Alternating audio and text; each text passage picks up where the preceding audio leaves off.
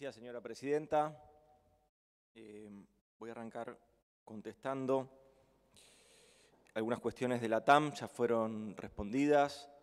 Solamente agregar, como bien se dijo anteriormente, que sí hubo una asistencia de parte del Estado Nacional a esta empresa en el marco de la asistencia al trabajo y la producción. En el mes de mayo de 8.700.000 pesos y en el mes de abril de 10 millones de pesos. Se pagaron 261 salarios y durante el mes de abril 350 salarios. Quiero aclarar también ahí que, por las dudas que se planteaban, hace un mes esta empresa se presentó en bancarrota en Estados Unidos, digamos, ¿no? Y recién ahora estamos nosotros viviendo ese coletazo de la industria aerocomercial, como bien describió antes el senador. Me parece importante destacar esto porque, vuelvo a insistir, a veces se tiran conceptos y adjetivaciones que nada tienen que ver con las soluciones que este gobierno le está dando a empresas que están con dificultades. Para nosotros es importante que las herramientas de política pública no discriminen ni quits, ni discriminen por rubro ni por rama. Es importante que nosotros estas políticas las hagamos en función de la defensa del trabajo y la defensa de los puestos de trabajo. Con respecto también a Vicentina, a la expropiación, a la intervención, bueno, se mezcló un poco acá. La senadora en su momento hizo una referencia inadecuada, adjetivando, pero no por eso, sino inadecuada porque va a haber, senadora, tiempo de que usted pueda expresar su propuesta superadora para lo que se está haciendo con esta empresa, a ver cómo se recupera, porque en definitiva lo que hay que dar es una respuesta a los miles de trabajadores y trabajadoras de esa empresa, a los miles de proveedores y productores que dependen del funcionamiento de esa empresa, que hoy, vuelvo a insistir, hoy, junio, no está funcionando. Quiero también aclarar que según la Constitución Nacional, digamos, y la ley de expropiación, es en esta casa donde se va a discutir, en última instancia, cuál es la herramienta adecuada de rescate.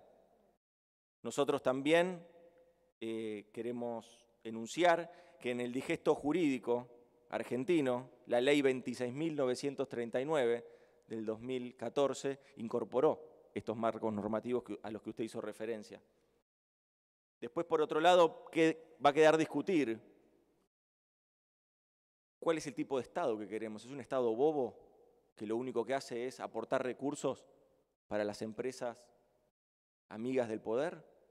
¿O es un Estado que va a asistir y va a tener definición en los lineamientos estratégicos que un sector estratégico para la Argentina debe tener? Esa es una discusión, pero eso yo ya no me meto. Es una discusión que tendrán que tener aquí, pero sí reconozco que es una discusión donde este gobierno tiene una posición tomada. Nosotros tenemos y creemos en las facultades del Estado, tenemos y creemos en las facultades de un Estado ágil que dé respuesta inmediata allí donde surgen los problemas. El senador Recalde hacía una pregunta relacionada a los contrafácticos. A veces le dicen contrafácticos en realidad, pero no son contrafácticos. ¿Qué hubiera pasado en la pandemia si no hubiera habido Ministerio de Salud? Bueno, no es un contrafáctico, es un hecho. Ya lo sabríamos. ¿Qué hubiera sucedido si los 12 millones de vacunas que estaban en un depósito no se hubieran distribuido como se tendrían que distribuir? Estamos libres de sarampión.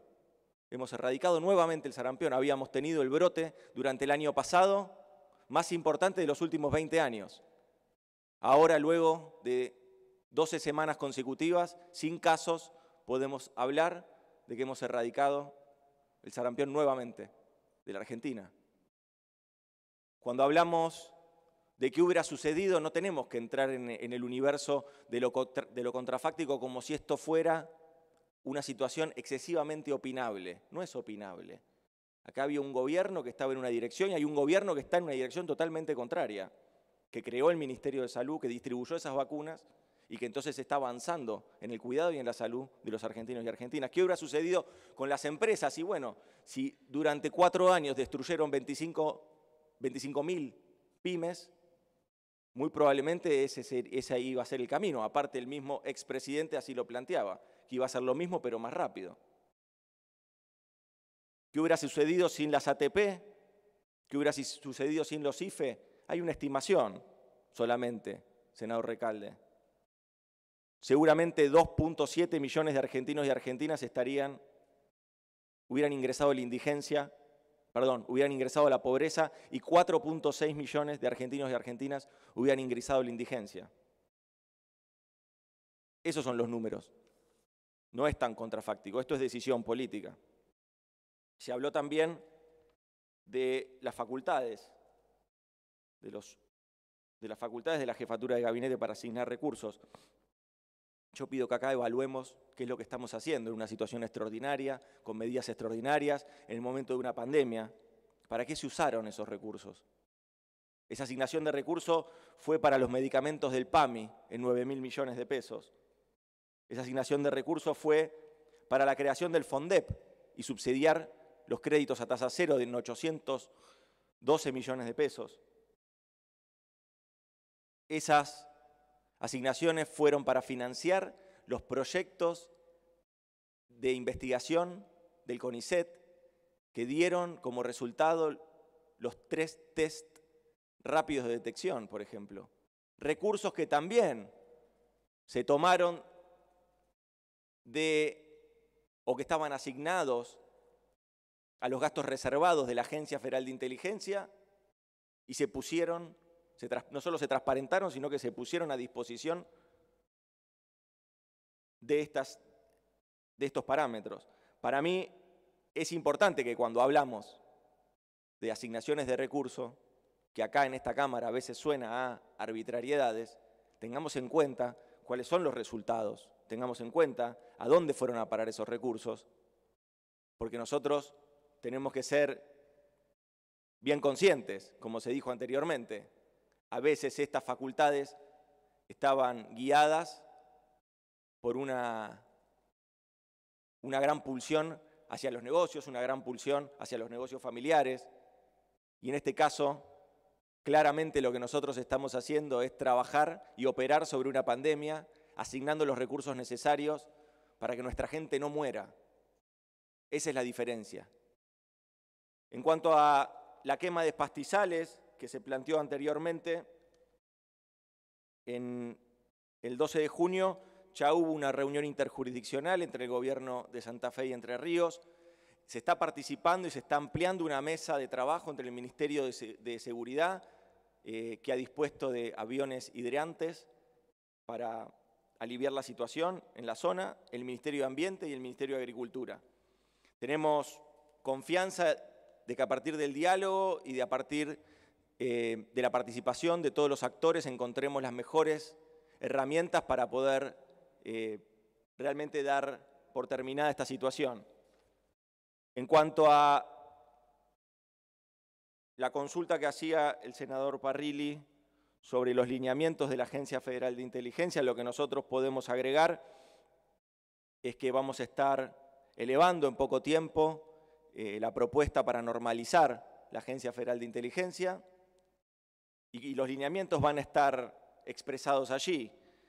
Nosotros creemos en que hace falta una reforma de la normativa vigente y fundamentalmente pensamos que hasta acá la intervención ha sido exitosa porque ha podido transparentar recursos, ha podido blanquear estructuras y por sobre todas las cosas se ha puesto a los servicios de inteligencia, a la agencia de inteligencia, se ha puesto a funcionar dentro del marco democrático y dentro de un marco normativo. Y acá el presidente le dice sótanos de la democracia, usted lo llama cloaca de la democracia y yo no tengo más que coincidir con ambos. Nosotros tenemos que ser el gobierno, como así lo plantea el presidente, como así lo plantea usted, tenemos que ser el gobierno que digamos nunca más este tipo de prácticas donde se inventan causas, donde se alimentan causas mediáticas, donde se persigue a opositores, a propios y ajenos.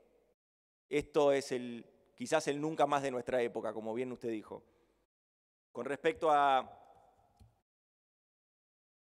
senador Rodríguez Sá, nosotros hemos lanzado un programa que se llama Argentina Construye de 29.000 millones de pesos.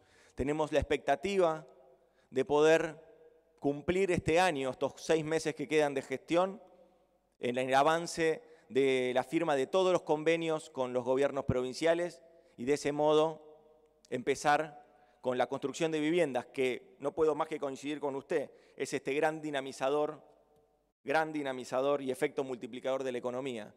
Es decir, Argentina Construye 29.000 millones de pesos direccionados a la vivienda nueva, a la refacción y también a recuperar el programa Procrear, que fue el único programa en el último tiempo que cumplió ese sueño de la casa propia. Con respecto a la deuda, yo más que hablar de la deuda, lo que quiero contar es que si en estos 6 meses nosotros no hubiéramos iniciado una reestructuración, si en estos 6 meses nosotros no estaríamos negociando como estamos negociando, con mucha responsabilidad y de cara a los argentinos y siempre poniendo al frente a los intereses de una patria y a los intereses soberanos de un país, nosotros tendríamos vencimientos por 780.000 millones de pesos. Esto equivale a 8 años de medicamentos gratuitos, del programa de medicamentos gratuitos en el PAMI. Cuando nosotros hablamos de prioridades, de esto estamos hablando. Entre los bancos y los jubilados, por si quedan dudas, nosotros vamos a seguir eligiendo a los jubilados. Con respecto a los escenarios de la pospandemia, agregar que esto es un debate abierto, que nosotros esperamos que desde las instituciones democráticas se nutra un debate que amplíe el horizonte de estas 3 sostenibilidades, la económica, la sostenibilidad social y la sostenibilidad ambiental. Para nosotros es importante ver cuáles son los ejes vectores de desarrollo económico, cuáles son los ejes vectores del desarrollo productivo y cómo podemos ir ampliando también en una agenda verde esto que muchos denominan el Green New Deal para el trabajo de la industria automotriz, la reconversión de diferentes industrias a la hora del cuidado de la casa común y que tengan un mensaje y una idea fundamental de que estos procesos productivos pueden ser sostenibles en el tiempo. Para nosotros es importante cuidar estos equilibrios, como bien planteamos anteriormente, como planteé, la inversión pública en Argentina pasó de ser hasta el 2005 del 2,5% del PIB. En el 2019 pasó a ser el 0,9% del PIB. Cuando nosotros planteamos un horizonte de obras, de infraestructura, de generación de empleo, de inversión pública, tenemos que recuperar estos números. No hay forma de continuar así. Este no era el camino correcto. Acá, durante un tiempo, se le quiso explicar a los trabajadores y las trabajadoras que debían postergar derechos porque tenían por delante un futuro promisorio. Ese futuro no llegó. Eso fue un engaño más. Ese fue un default electoral. Nosotros venimos a reconstruir el valor de la palabra. Nosotros venimos a reconstruir la ética de la solidaridad, la ética del cuidado. Nosotros venimos también a poner a la Argentina de pie una vez más, como ya se hizo, como ya lo hicimos y como lo vamos a volver a hacer. Muchas gracias.